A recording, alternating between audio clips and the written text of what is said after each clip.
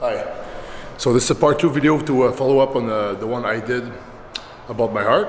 And Dr. Dwayne is actually training right now, so we're going to ask him some questions. I'm just going to talk with him and film the conversation. But yeah, things are looking good for competing, I think. So I'm just putting myself in the mood here in the posing room. You guys see it right with the mirrors and stuff. So, I mean, it was some bad news at first, but I even talked to some other pro bodybuilder, and it's not as uncommon as I thought it was, but I still got to be very, very careful because it's not nothing to ignore, right? So let's go talk with Dwayne. Yeah. All right, so here I am with Dr. Dwayne Jackson right here. He's pretty much my stress savior, stress relief doctor, and he's been guiding me through all this whole situation that you saw in the last video.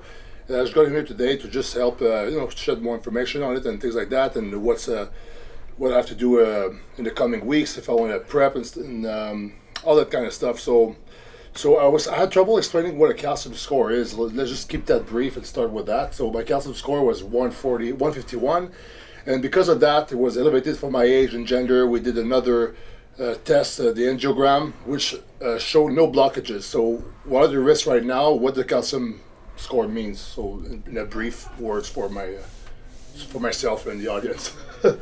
Yeah, so the calcium score really just gives us an indication of the amount of calcium that's been sequestered in your blood vessels. So normally calcium is a kind of a, I guess for lack of a better term, a signaling molecule that tells the kind of vessels what to do. But when the vessels start to undergo inflammation and these kind of problems, then we start seeing that calcium start to sequester itself in the vessel itself, which makes them rigid. Mm. It also damages the endothelium, which keeps the vessel healthy. So then you end up with these kind of hard spots that over time can build up plaque and then get blocked. Mm. So that's what we're trying to avoid with you. Yeah, so that's good. So I guess right now, like the Dr. Gupta said, I'm going to have the images, by the way. I could just drive there and get the CD. So it'd be kind of cool to show you that. But yeah, so he just told me that there's 0 blockages. Good luck with the sport. So what would be the next thing that I would have to be careful for now? I know that I have to get my HDL high and the LDL low. Mm-hmm. And the HDL was on the way up, and the rest for my lipids, they were not too bad, right? Yeah, they're not too bad. Your HDL, like most bodybuilders, was quite low, and that's the good cholesterol. Mm-hmm. Your LDL actually was in a decent position, but then we start to look at the ratios between HDL and LDL. The problem is we have to bring that HDL up, like you're saying. It is going up, but I know that anti-estrogens are really bad for it.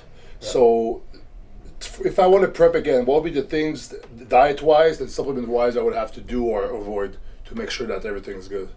Yeah, so one of the big problems is that androgens also drive HDL down and LDL up. So that's why you start to see this in bodybuilders a lot. They're using heavy androgens.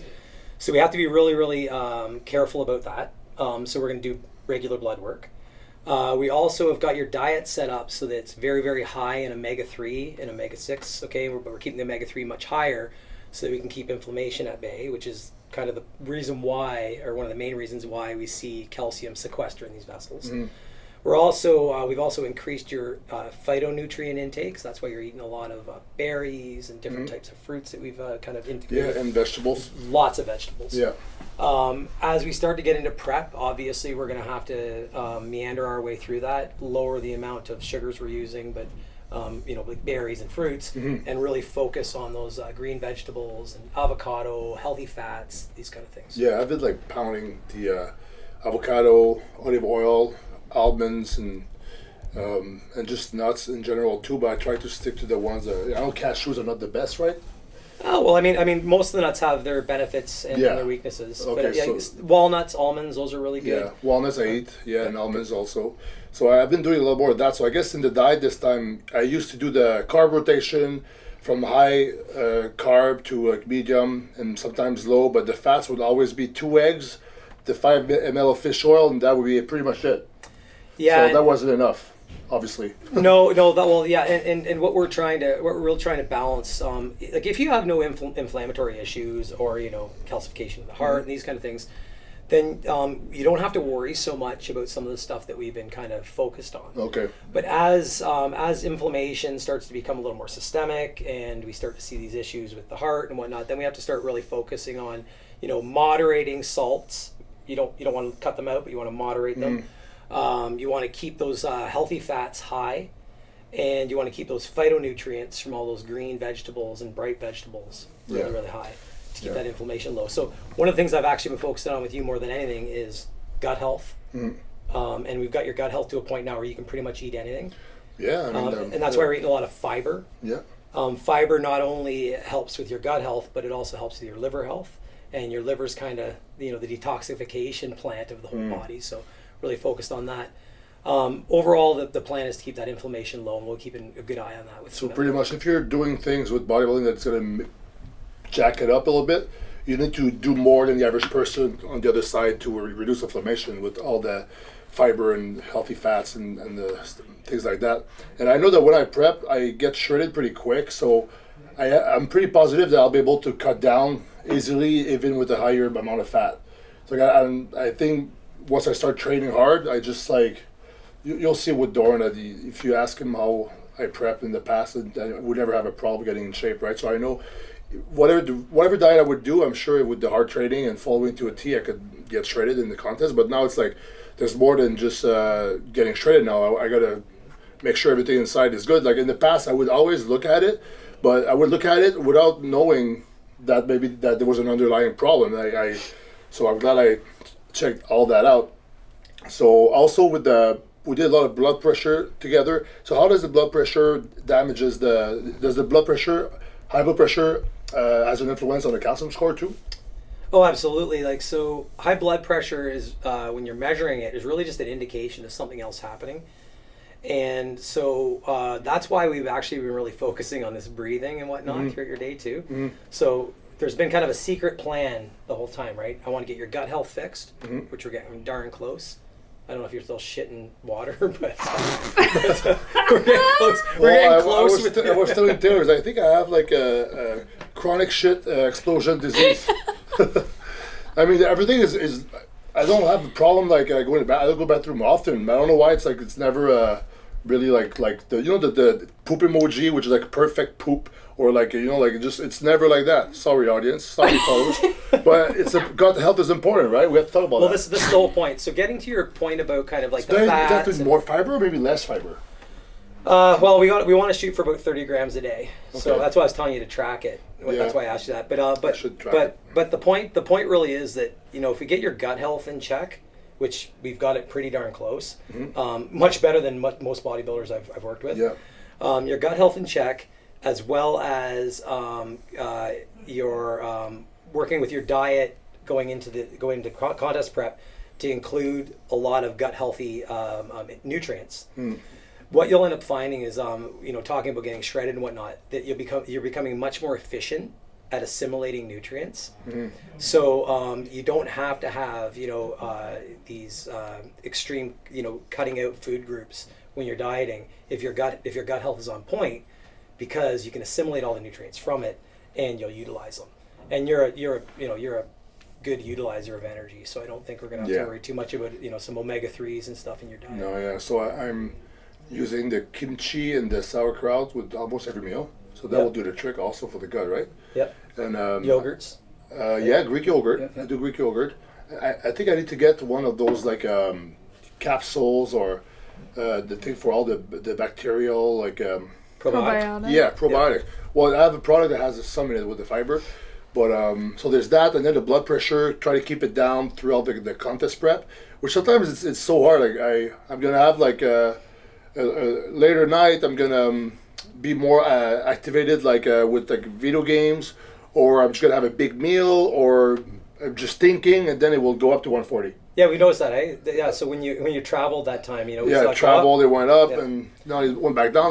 Now it's weird. In the morning, this morning was 140. Oh, god damn it! Sorry. Breathe. 133, and I think then it went below 130. So it's with the through 2 tries, but it's just I wonder if during the day, what is it then? Is it 145 the whole day because I'm moving around? Yeah, your blood pressure is gonna go all over the place anyway. Everybody's does. It's designed to do that. Yeah. So in terms of like worrying about when you do a spot check throughout the day and it being a little bit high, that's not really a big deal. Where the big deal is when you can't get it down. By relaxing. Okay. Okay, and so you spend like most of your time in the day, believe it or not, like relaxing and sleeping. Mm-hmm. So if we can keep your blood pressure, well in check during those times, then you'll be fine. During exercise, blood pressure goes through the roof, and this is part of the actual response. I'm curious actually if I would do arms and I would take it during the workout, what it would say. Well, it wouldn't matter. Just thinking about exercise raises your blood pressure. Oh wow! Yeah, believe it or not, Yeah. it's actually a response that's set up by the body to prepare you for the exercise. That's cool. So, yeah. So and by the way, I use a Excel cuff monitor. So if you're a bigger person, I have the link from Amazon in the description. I think they have like 3 left the last time I checked. So if you're a bigger guy, you should really check your blood pressure every day. I do it. I do it for sure when I get up and before bed, and I try to do it like after the workout when I go back home and stuff. So everybody should start doing that if you're a guy pushing size and stuff, or anybody should check it.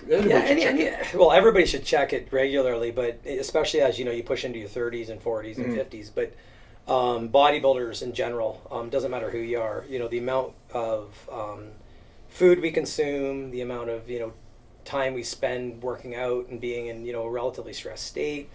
If you're taking pre-workouts with high caffeine and a lot of stimulants, all these things kind of contribute to blood pressure changes. So taking blood pressure daily is a good piece of advice. So blood pressure, the food and all that stuff. I think we're covering it. So now, if I want to compete, like for example, in 20 weeks, what would be the risk if I didn't do, if I'm not doing all that stuff, and what would be the risk doing everything right? I mean that's really difficult to predict. Yeah. The whole thing's risky. Yeah. When we get ourselves down to sub 5% body fat or sub 7% body fat, and then dehydrate ourselves, and then flex our muscles for an hour. Yeah.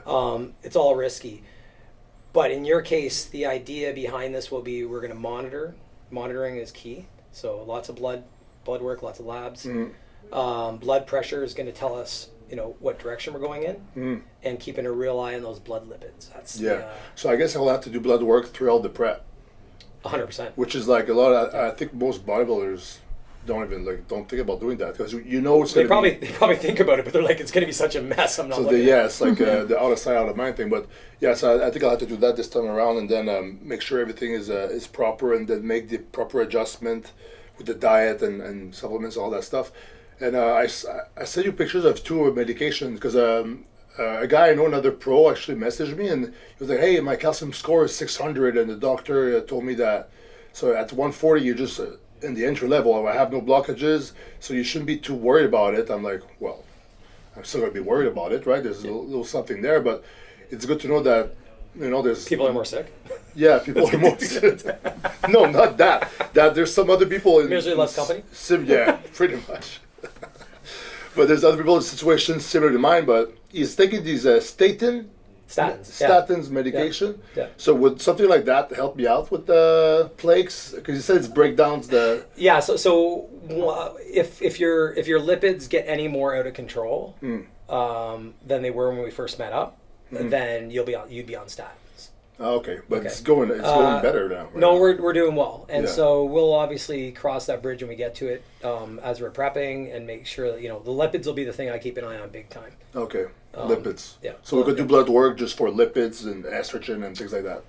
Yeah, well, and you want to. The other thing too is like you're talking about estrogen being, anti-estrogens being really difficult on vessels. And it is hard on vessels because estrogen is actually cardioprotective, because it when I talked about those endothelial cells that line the inside of the vessel, it's actually what keeps those healthy. Okay. Okay, so that's why women have less heart problems than guys. It's one of the reasons. Yeah. Yeah. Okay. Cool. So I guess we'll talk about all that stuff with Dawn Hamilton, which is my diet coach and stuff, and for prep coach, and then we're gonna decide what will be the next plans this year. But I think we got a couple measurements this weekend. We're getting right. Tomorrow. Tomorrow I'm getting all the liver stuff and the lipids again. That's why I didn't train for 3 days, because you're saying that sometime when you train it will alter the results. Yeah, well, we have, because we're looking at these liver markers, the ALT and AST both kind of fluctuate with this stuff called creatine kinase. And in bodybuilders, if we have a picture of those three kind of blood labs, then we can kind of tell whether or not your liver's, a little grumpy, or it's just a matter of all that waste product from working out, and that's that creatine kinase, that CK is. So once we have an idea of what that is, and we kind of put it all together, we'll then know, okay, with that and the lipids, we're good. Let's go ahead. Yeah. Because remember, your liver is very, very important for your blood lipids. And that's if the liver is bad, the cholesterol will have a better chance of being bad. Absolutely. Okay. Well, is everything somewhat related then? Probably, right? Yeah, I mean, it's a big system, isn't it? Yeah. It's a crazy system. Yeah, all the pipes are connected, and they all kind of do things together, and they work synergistically. It is. It's like a little universe in your body, pretty much. Yeah. So you don't want to end up with any sort of organ damage or kidney in your body. No, you don't. And so I was ready to freaking retire, depending on the results I would have from the cardiologist there. So I'm just happy that everything's somewhat okay, and I can compete. Probably a few more years if we do everything right, and then if something's not right, then we just reassess. And I'll be perfectly honest with you. Yeah, I know you will. So thanks, Dwayne. All right, brother. Yeah, so I hope that shed some information for you guys, and I'll do more videos on the situation and how prepping, how the prep will go along, and with all that stuff. And Dwayne is going to be a part of it, of course. So thanks for watching. Take care. Thanks, folks.